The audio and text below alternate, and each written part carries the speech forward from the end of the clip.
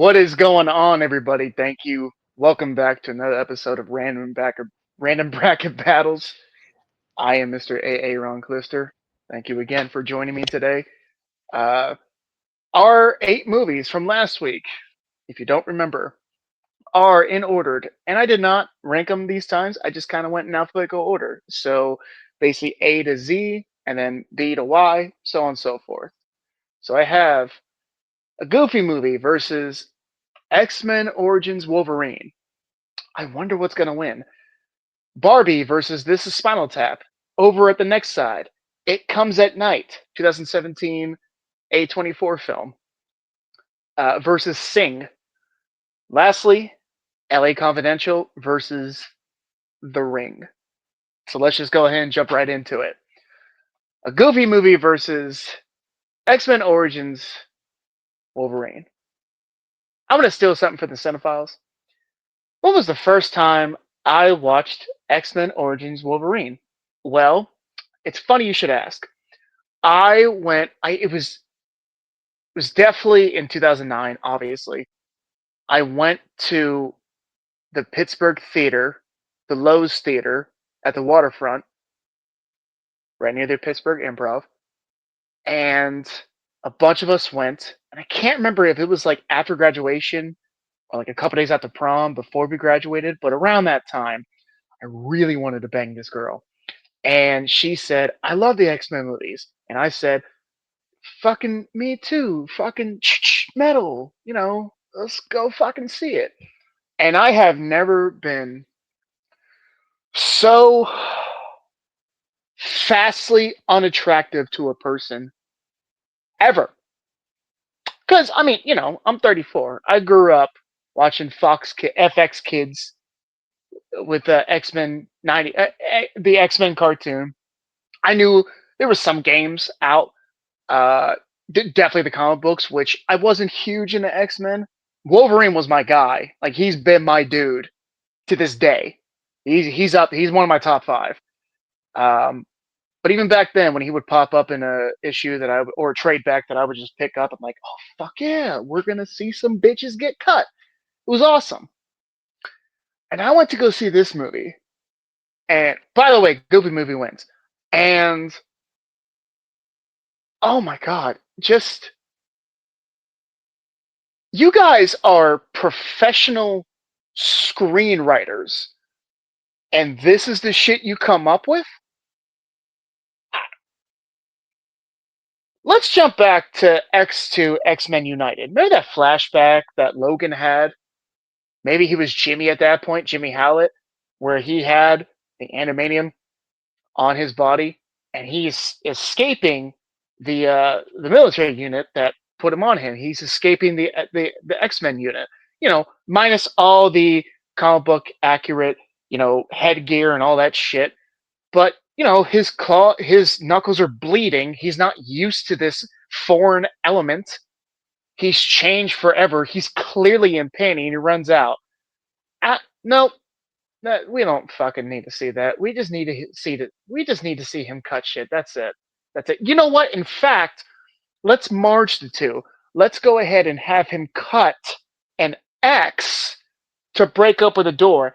And instead of it just going in shards of just like, boom, shit, only one sliver came out because I don't know fucking physics, because this is X-Men Origins Wolverine and nothing makes sense. So let's just have the whole fucking thing like Bugs Bunny cartoon, the whole fucking thing come out perfectly, because that makes fucking sense. Because why stop there? We have fucking Will I Am as a teleporter. Never even heard of this cocksucker before. Maybe I'm just not that knowledgeable in the mutant world, but he can teleport. You already had Nightcrawler. Just make a Nightcrawler. Fuck Sam I Am. Or Will I Am. What the fuck his name is. The Black Eyed Peas, Red Hot Chili Peppers, corn. Fuck vegetables. I'm the opposite of vegan. Fuck you, Will I Am. The best thing about that movie is Lee Schreiber playing a badass Sabretooth. I think the best Sabretooth we've ever had.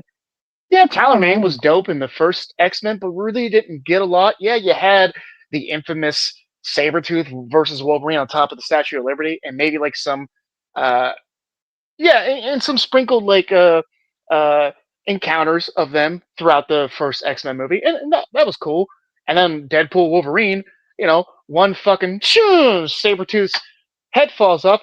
Behold your queen, your Furiosa. It was funny, but Lee Schreiber is, I mean, Michael Myers, Tyler Mane versus pick a fucking role.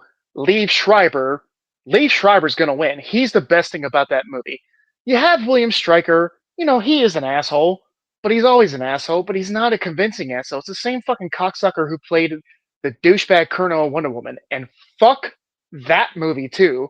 So anything that actor is in can rot in fucking hell. In fact, I think he was in 30 Days and 30 Nights. I need to have a rewatch. But he's an okay William Stryker. Why does Logan need to have a fucking romantic counterpart with him in this movie? And this bitch is gonna tell him, so there was a moon, and the moon had a baby, and then the baby had a soul, and then that soul, I don't know, farted out mutants, and then the moon was named the Wolverine, and that's what you are, because you have claws and you're angry. Shut the fuck up.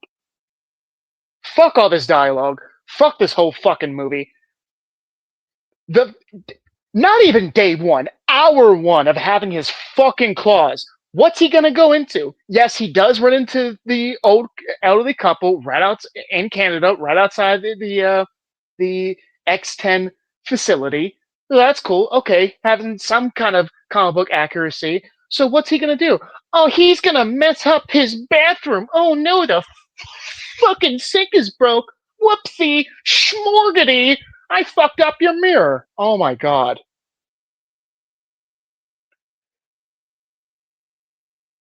This movie can fuck itself in the mouth and give itself AIDS.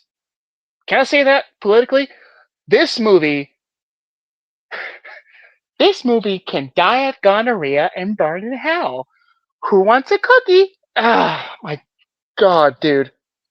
I wanted to tear this to so much shreds, but it's the few paragraphs I have already given has diminished the little brain cells I have from all the fucking stress I've been feeling for the past 2 weeks, which is why I wasn't on last week. I apologize, all 10 of you. But I wanted to rip this to shreds so bad, but it's just, what is the fucking point? We all know this movie fucking sucks. The point of this was to write down every fucking movie that I've ever watched and put them in a giant container bowl and randomly just pick one out and just go, okay, that this one's gonna be up next. I wonder where that one's gonna land on the list. Of course, you put 10 people in a room, one of them is gonna be a fucking idiot. This is the imbecile, ladies and gentlemen. This movie can die in a ditch. This movie can be a cat that's not fully decomposed, and I have to go take a piss, and I'll just go, it's already out on this bush. I think I'm going to step 3 feet over midstream, which is very important, to piss on this because why not? That's what X-Men Origins Wolverine is. This movie was supposed to, I guess, start a whole like origins for all the X-Men. Rumor has it that the next movie was going to be Origins Iceman. You don't fucking need it. Hey, my beer's cold. There you go. Holy shit, what else can you do? My ice cream's melting. Where's Iceman at? I need him. It's dripping. My hand's dripping with ice cream. Oh, fucking thank God you're here. Doing the only goddamn thing you've ever fucking done. Bobby, fuck you. I'm glad. The only silver lining that this movie fucking had was it killed all that. The only thing I could see it doing a justice on of an origin movie would be Nightcrawler. But where are you going to start? At his mutation, right before he's supposed to get, um, what's it called? Right before Stryker takes him, so Kurt Vaca can go fuck up the White House, and that awesome fucking scene. That's what pisses me off. You had X-Men, you had a badass sequel. You talk about top 10 sequels of all time. X2, X-Men United is fucking up there. You go fuck your mother if you don't believe that. Then you had The Last Stand, not great, but watchable. Totally watchable. It came out a few years after Blade. You know what? Anything after that is fine. What are you gonna follow up with? Um, there's this guy that doesn't know where he comes from, and then he gets metal on his bones, and then he don't like that, and then he gonna kill some people, and then there's a lady who says he's the moon because the moon is Wolverine, and then he forget who he is. Fuck this movie. Moving on. Just go ahead and take my handy dandy pen and just fuck this movie. Gravity. Next up, we have this is actually a really hard one. Barbie 2023. Margot Robbie, Ryan Gosling.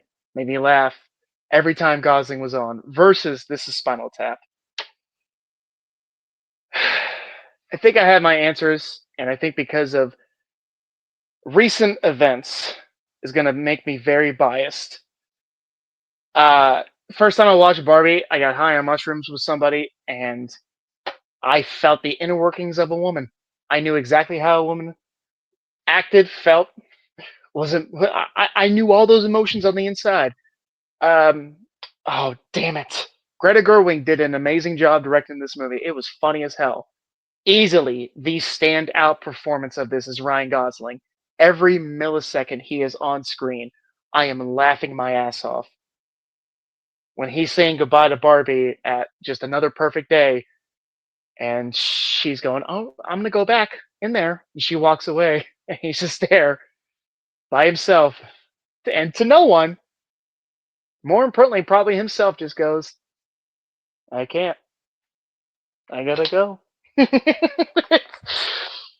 He is just endlessly a fun ride, a great time. If you have not watched this, I implore you, give it a watch. Especially, and Greta Gerwig is no foreigner to this type of storytelling of a mother and daughter relationship. In 2014, she came out with a great A24 movie called Lady Bird. A lot of that is in Barbie in ways that you would not think because it has nothing to do with Barbie, kind of. Um, if if you have the luxury of having your mom around and you haven't said hello to her or answered her calls or called her, give this movie a watch. I'm positive you're gonna want to at least text her a hello. This movie means a lot to me. However, without being biased of the passing of the great Rob Reiner, it is very hard to compare really any comedy to this. Now, I said Ryan Gosling was amazing, and he is. Every single person in This Is Spinal Tap is perfection. Not only that, a lot of it is improvised. It's not scripted. It's not looked at, dissected, and go, how can I perfect this? It's just off the cuff. Which is it better that way, or could it have been better if it was scripted and then dissected and go, okay, how can we perfect this sculpture? Either way, this movie is funnier and just better than Barbie. Barbie's great. Barbie's a fantastic, fun ride. But you put it up with, again, This Is Spinal Tap. Sorry, Barbie. I'm going to go buy me some Transformers. This Is Spinal Tap is moving on. Going on the other side of the bracket, we have It Comes at Night versus 2016's great animation movie, Illumination, if I'm not correct, if I'm not mistaken, Sing, starring Matthew McConaughey, who plays a koala, who is just dreams live with him. Like he has to accomplish something, but not as in a I have to show him, I have to show them. He has to maybe not even prove himself. He just wants to do it. He is the life force of all of his contestants and everybody around him that's in his life of just we must strive for the best, especially when it comes to art, or just simply doing what you think is doing what you think your compass is pointing north to. You must go to that. There is no discussion of going east, west, or south. You must go towards north. You have to follow your inner compass. That's what this little koala, whatever the fuck his name is it, that's his whole motto, and it's really infectious.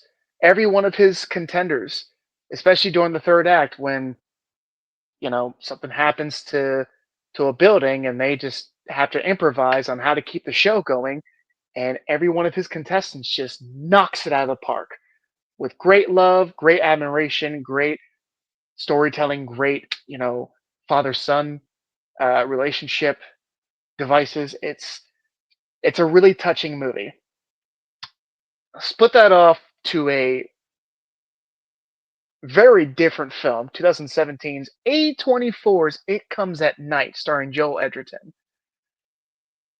If you have not watched this movie, I implore you, do not look at a trailer. It will muffle your mind. Now, I didn't watch a trailer. I just watched the movie because it was A24, and I love everything A24 has done for the majority.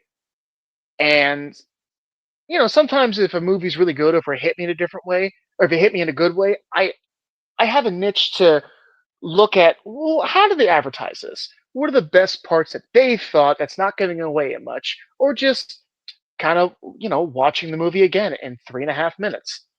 And it gave away. It was very misleading.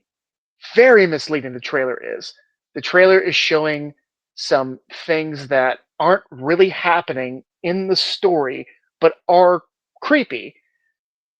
But at the same time, the director, whenever those creepy moments happen, those not real moments, the frame will change as if to tell you you can disregard everything in here. Just, hey, I showed you something creepy. It deals with there's an outbreak where people are dying. I don't think that they're turning into zombies or anything. And here's this Joe Edgerton and his son and wife, and here's this couple who just shows up and says we would like refuge too. Okay, cool. There's one rule: the only way in and out of our house, our sanctuary, our reverse prison from the outside world is this red door. And one day, the red door is just magically fucking opened. And the family, Joe Edgerton's family's dog, is missing with a little bit of blood trail. The dog is not mentioned at fucking all. But obviously, there is a discussion the next morning, and tensions rise, and shit goes a little crazy after that. Now, I did spoil a little bit of it, but there is much more in that movie than what I've already given away. It's to me, it's kind of like Knives Out. I wish there was just more to this. I wish that they would just they planted all these great seeds, and it's just you didn't nourish. You nourished this one, and don't really give a shit about, and you left all these other ones just in rocks and bad soil. And I wanted these plants to flourish so I can eat this delicious cucumber storyline, and you went nowhere with it. It's not to say it's a bad movie. It is a good movie. I like to think of myself as a really dumb movie viewer. Like I am gullible all the time. When people say, "Oh, I saw that shit coming a mile away," I have fucking no idea. I'm on the shortest yellow bus going to the movie theater every time I watch a new film. I'm I'm just dumb. I just turn off my brain, go, "Wow, that was fucking good," and I'm just entertained by it. I'm very simple going. With this, it was kind of predictable, but at the same time, it left me with way more questions than answers. And it did that thing that movies I fucking hated of, how did you think it ended? Fuck you, dude. When it's very ambiguous like that, it can sometimes work if done right. When you're just giving the audience the last page of the script and it's blank and you're basically telling your audience, you fill out the last 2 pages. What did you think would happen? No, fuck that. You tell me. If it's done in the right way, I'll accept it. This just wasn't. I don't want to shun on it too much because I do like it. It's not my favorite A24 film. It damn sure isn't one of my favorite A24 horror films. There's a bunch out there. Break it down like this. If this was going up against Bring Her Back, It Comes at Night would have a really strong chance because I do have my problems with Bring Her Back. So to counterpoint it with Sing, I think I just have too much fun with Sing. I think I just have there's too many good emotions and for me to feel inspired versus I have all these questions. What do I do now? And the credits are rolling. Can I now jam all 5 of my thumbs up my ass now? Or do you want me to put 12 more in there too? I don't know what you want from me, movie. Tell me what you want. Help me help you. So Sing is going to move on from this. And lastly, certainly not leastly, we have one of my favorite films, LA Confidential, versus one of the scariest movies I have ever seen, The Ring. I was fortunate enough to not watch Scary Movie 3 before The Ring. The first time I saw, because we all know in Scary Movie 3, they really harp on what happens with Samara after those 7 days and how she gets you and how the tape kills you. I love horror movies that are a mystery, that your protagonist is going along with what happens with the object or person or place or whatever, and how does it work and how do we defeat it, just like you are as a viewing audience. That is awesome. That's great storytelling. I love horror movies or just mystery movies like that. But this is great, especially with the investigative journalist. Um, the first time I watched this, I watched it. It blew my fucking mind. And I was living in, if anyone knows the Pittsburgh area, I was staying with my nana who lives in Brownsville, more specifically Allison, and it's a shitty little town, like literally little town. It is 6 blocks, isolated from everything else. There is one string, maybe two, of electrical wiring and electrical poles. You get it, wooden poles that hold up, the shit that gives us light. And if any one of those is damaged at all, everybody loses power. That being said, Nana's power would go out quite often. Now, her TV at the time was pretty modern, as in the ass of it was about, yay big. So really high tech shit. And every now and then, the cable would just click off, or the power would go off. Let's go with that. When the power would go off and then come back on, the cable would take a couple of seconds to kick on, but the TV would come right on. So, what do you think would happen when the power goes off and it comes back on? The cable's not there. What do you think came up, viewing audience? Spoiler alert, it's a stormy night. There's thunder, loud thunder. Like Thor is banging somebody up there. And eventually, somehow, I fall asleep with not just watching that movie, but with the storm. And all of a sudden, that white noise and that pixelated salt and pepper moving screen just pops up.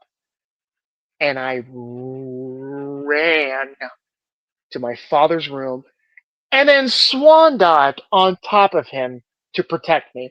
I really thought Samara was going to get me. And the entire time, he has no idea what the fuck is going on. He thought I was having a mobile seizure because the entire time I was going, it hasn't been 7 days. It's only been 7 hours, you bitch. He was not happy. It's a wild movie, man. It's a if you have I don't know how you're in the movie zeitgeist watching this cocksucker talk about film and you haven't at all even heard of The Ring. I think Samara is one of my generational movie monsters. She is up there with The Creeper. More recently, she's up there with Art the Clown. To me, she is horror icon in my generation, and she deserves that spot. Of course, she has bad sequels. Every fucking horror movie does, except for Terrifier. But that first one really stuck with me, and that first one's great. Here's the comma, and here's the word, however. It's not LA Confidential. I don't even have to defend this movie up against an incredible horror movie like The Ring. LA Confidential is moving on. I love The Ring. I'm so glad I got to talk about it for a little bit, but this is where it dies. I feel like Johnny Knoxville on the new Fear Factor, just like crying of like, I'm so glad to get to know you. Promise myself I wouldn't cry. Which, by the way, if anyone's watched that fucking dumbass redneck, not one tear shed for him. Fuck that dude. Just like Father Harrison's Scary Movie 2. Oh, Lord, who the baby daddy to our Lord and Savior, and oh, Holy One, who got that tyrant, evil Lucifer out of the depths of out of heaven into the depths of hell, and who got that unholy bitch Jerry kicked off Survivor. That's that fucking douchebag from Fear Factor. So yes, LA Confidential is moving on. Look at that. We are just running through these. Round two, match one. A Goofy movie versus This Is Spinal Tap. Whether it wins or not, I have not talked about it yet. Remember how I said that if you're having trouble connecting with your mom, especially as a daughter, watch Barbie, or I would say more significantly, Lady Bird. Both of them, please give them a watch. If you're a son, and I think especially a father who wants to connect with his son, give a Goofy movie a watch. This movie this movie means a lot. Goofy tries desperately to connect with his kid, and all his kid wants to do is, be a kid. He made a bet, he made a promise to somehow a fuckable dog. Can we just be real? I mean, Jesus Christ, we all grew up with Lola Bunny flopping her fluff tail in our face and just going, excuse me, is that a seat or your face? I don't know. Just a smidgen of bestiality there. It's okay. And he just wants to be a kid saying, yeah, my dad works with this fucking Michael Jackson dog. Literally. And, what the fuck's his name? Oh, damn it. Someone's gonna fucking comment because I can't remember his damn name. Laser X? I know I'm wrong. But he's dope. He's a Michael Jackson version of Goofy. And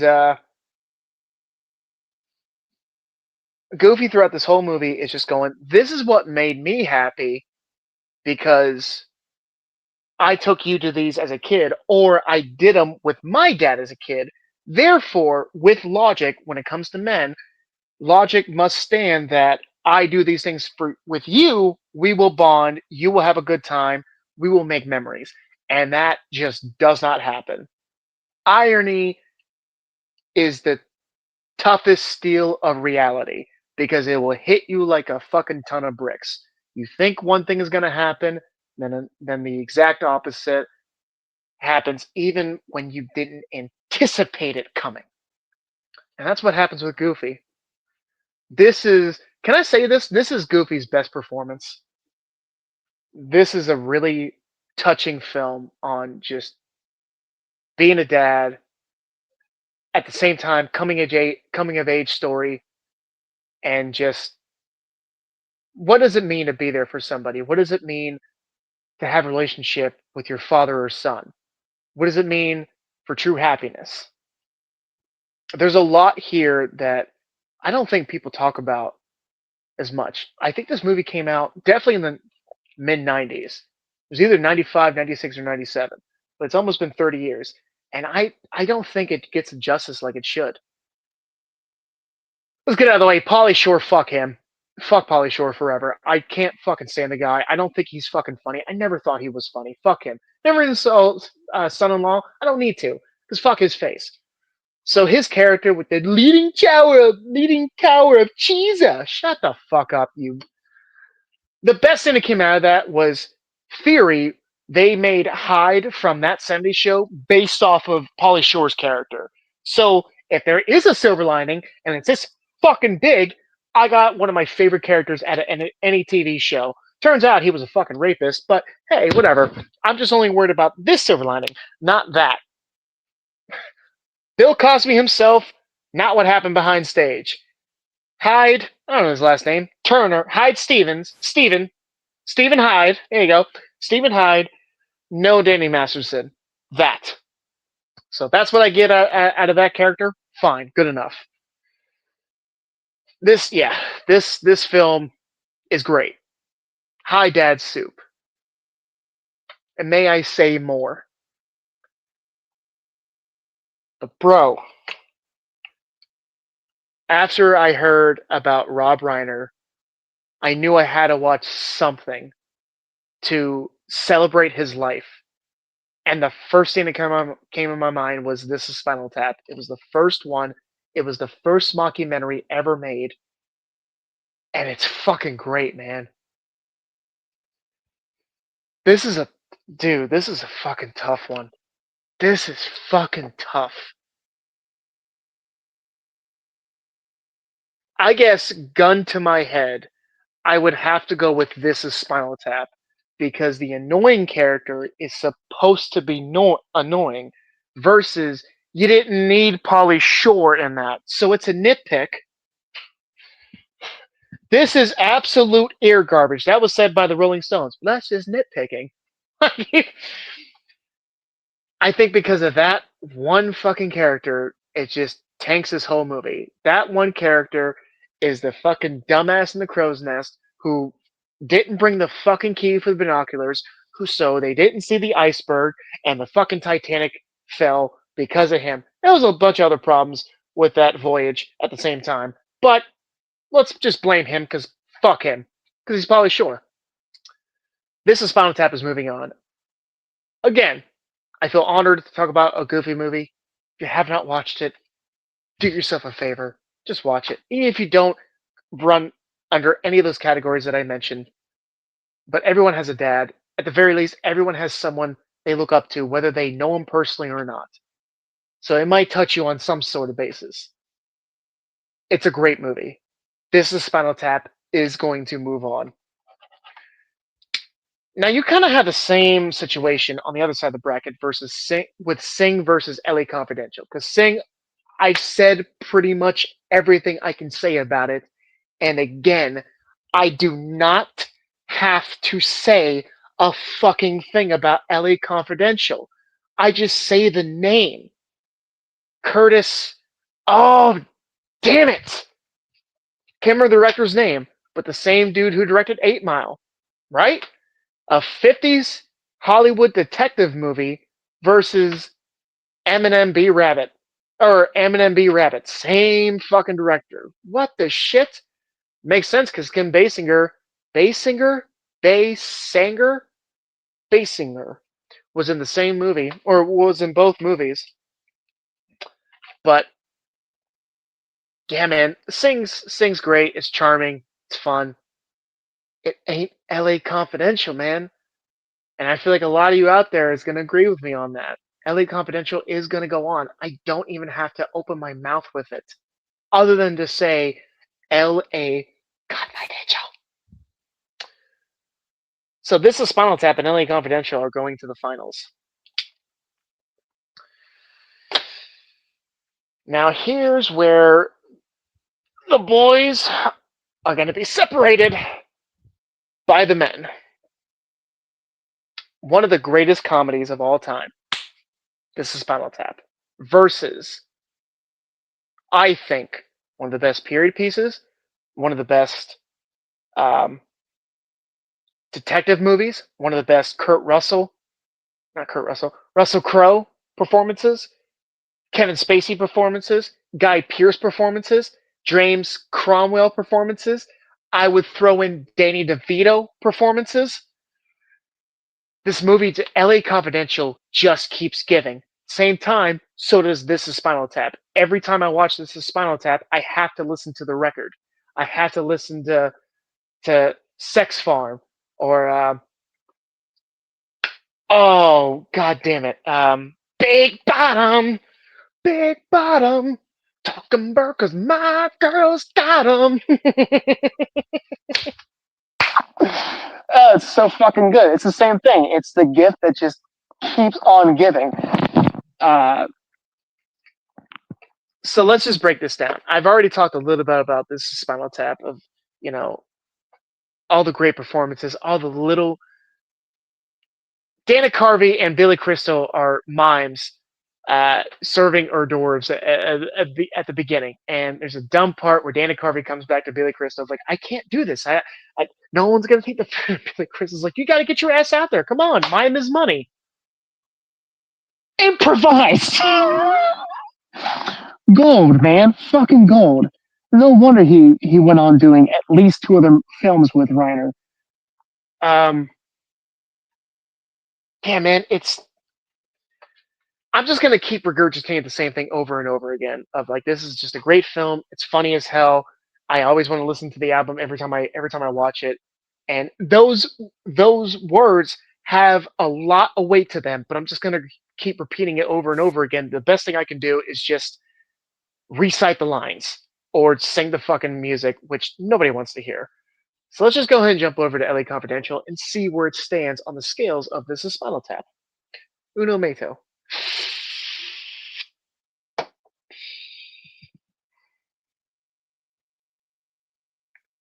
You have 3 detectives each in their own story. One of my father was the best youngest at least youngest detective to see in at least California or maybe in that police barracks or maybe just ever, and I need to prove myself that I can be like that or better than him. You have another one who hates women beaters, is just a fucking bulldog on 2 legs in Russell Crowe. And then you have the last one of just he says this line. That line that Guy Pearce says to Kevin Spacey of just, why did you become a cop? And Kevin Spacey has this great look of just, I can't remember. Because all he's in it for is just the money and the fame that this police show has given him. He thinks he's a cop, but is he? He busts some celebrities for marijuana, and what does he do when he has the evidence? He pockets it. It's crooked, yes. I wouldn't say he's a crooked cop, though, because he turns out to be a great cop. The relationship between Bud and, God damn it, what's her name? But Kim Basinger's character is just, she's a whore. He goes, everyone gets whatever fucking actress she's sculpted or is to look alike like that actress. He says, everyone gets her. I get the real you. That's very sweet, man. And he hates himself because he watched his dad kill his mom, and that's why he hates women beaters. And that scene that he just fucking hits Kim. You see the pain in his eyes. You see the I'll never get that back, and the admiration and love and respect that she has for Bud. She immediately forgives him. That is just one of many great moments in this. Um,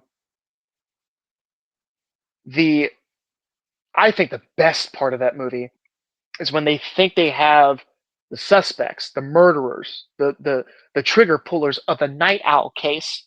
It's all these black gentlemen, and this is totally illegal nowadays. But Guy Pearce goes in there. Let Exley, Exley goes in there, talks to one, goes to another, hits a switch that whatever is said in this room can be heard in this room. It is genius. It is such great storytelling. It's such great police work. It's fucking illegal now, but it's shown perfectly that you move past that. Exley becomes detective. Bud is, this bulldog for the captain, James Cromwell, and there's Kevin Spacey just doing what he does, and eventually figures out I don't want to do this. And that name, man, that fucking name, Romo Tomasi. Kevin Spacey's death is one of the best deaths ever because of that. He gets shot.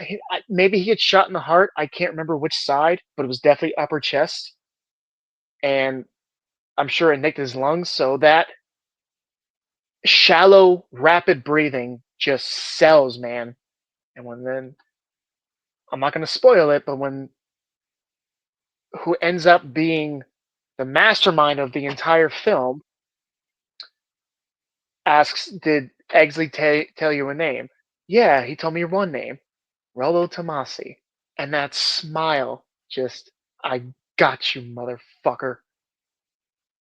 I was a detective to my last dying breath. Fuck you.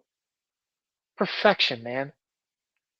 I can watch this movie. I can watch This Is Spinal Tap every month, twice in December. Same thing goes for LA Confidential. So it comes down to, another topic I can go off of is how does it make me feel? Well, of course, this Spinal Tap is going to make me laugh my ass off, and it generally has great music that those actors wrote and performed and recorded. It's great. LA Confidential, a fantastic story that I can watch over and over and over again. Maybe I'm not going to pick something else, something new like a Tarantino film when I watch Pulp Fiction again, but I'm loving what I'm seeing, and I'll never look away. Like, doesn't matter if it's Tubi, Netflix, HBO, Hulu. When I just see it, like, this is new on this streaming service, I'm like, fuck, man, gotta make some time to watch that. That's a fucking classic, dude. Also, in one of the years of film that was just a smash hit, LA Confidential, As Good as It Gets, Titanic, Hercules, Goodwill Hunting. I mean, it's just stacked with all these amazing films. It's just, I love when a good movie comes along. I love it when it comes along the same year as more good movies. Each one of them complements the other. Fuck the Oscars of who's the best. Fuck that. It's art is subjective, and fuck you for giving out awards. When you have great art at the same time, it's like if the Mona Lisa came out and in the same week A Starry Night came out.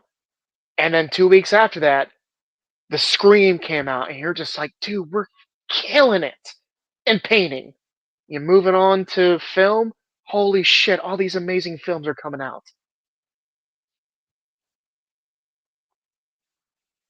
This is this is tough. I'm gonna go on to a next subject of just, I guess, gun to my head.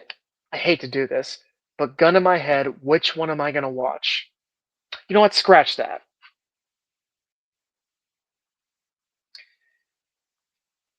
No matter what mood I am in, which one am I gonna watch? Because obviously comedy heals everybody. Every time I feel shitty, I'm gonna put on damn sure South Park, maybe some Dave Chappelle, maybe some Rick and Morty to kind of lift my spirits. So that definitely falls in the category of This Is Spinal Tap. But watching a great film, regardless of how well I know it, LA Confidential really gives that to me. Ah, dude, Rest in peace, Rob Reiner. You have given us so many great films. LA Confidential is today's winner. I cannot be I cannot lie to myself. I can't come up with some bullshit answer to make this a Spinal Tap wins. LA Confidential wins this. It is just in my eyes a perfect film. So there you have it, ladies and gentlemen. This is Spinal Tap. I would love to know in this order what would you have won? What would have won for you? And if it was these two films, why am I wrong in LA Confidential? I would love to know. I love talking about films. I love I love going back and forth on people. It's not a right or wrong thing. It's all subjective of just what did you see versus what did I see. It's fun discussion, man. We're put on this earth and we're gifted with this aspect of expressing ourselves through art. And it's amazing that we can say to one another, this is how this piece of art made me feel. That's the whole point behind this. No douchebaggery, no hateful, no, this is why you're fucking wrong. None of that. Let's just love, man. So, that being said, thank you very much if you have stayed with me. Also, I'd be very regretful if I didn't say, if you haven't already joined our Patreon on Ruckus, uh, a lot of so many great shows, way better than this one, um, are just killing it in every aspect. Ruckus Wrestling, Bracket Bitches, uh, Wrap It Up. They're just everyone is killing it. So I implore you to please, uh, even if you don't give us money, it's fine. Give them money rather. Go ahead and watch some videos. Hit that like and subscribe, and we'd love to have you on board. But now comes the fun part, where I pick 8 new movies for next episode. I think last week all I did was pick up from one container, and I was very drunk. But regardless, I'm going to do the same thing this week. So, movie number 1 for next episode, episode 5, is going to be Star Trek Into Darkness. Okay, not terrible. I've seen better, but not terrible. The Day After Tomorrow. That is adorable because both those movies, I think, are on the same wavelength, like 45%. So I hope those two go up against each other because it'll be a great discussion. Number 3, Home Alone. Classic, man. Classic movie. Not my favorite Christmas movie by a fucking long shot. 5 more can go up against it, but still good. Number 4, Deepwater Horizon. See, I'm loving this list because it's not bombarding me with all these fantastic films. I need a lackadaisical. Just all 4 of these so far are just movies that can just be on the background, or you can just go into blind and go, that was great. That was fine. Wasn't great. Wasn't the worst. None of these are bad. But okay, good. Easy writing. Let's see if we can keep this going. Number 5. This Is the End. Fantastic comedy, man. 2013. Fun shit. Fun shit. Let's wait and see if it's gonna win. Number 6 is gonna be Storks. Another fantastic 2016 animation film. I really respect that movie. I think it's hilarious. 1, 2, 3, 4, 5, 6. We have 2 more. Casino. Very good. I don't think I am the only person in the camp that will say it is damn sure not Scorsese's best. But fuck me, man, is it good? It's good. And finally, for episode 5 of Random Bracket Battles, the last movie to go on the bracket list is going to be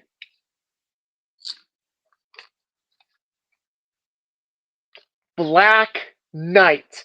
I believe 1999, starring Martin Lawrence. That's a great list. That's a relaxing list. I can't have any heavy hitters anytime soon. So that's fantastic. Well, ladies and gentlemen, thank you for joining me on the fourth episode of Random Backer Battles reopening. And I can't wait to talk about these films in episode 5. Until then, stay happy, stay healthy, stay watching movies, love one another, hug everybody you can, and I'll see you later. Peace.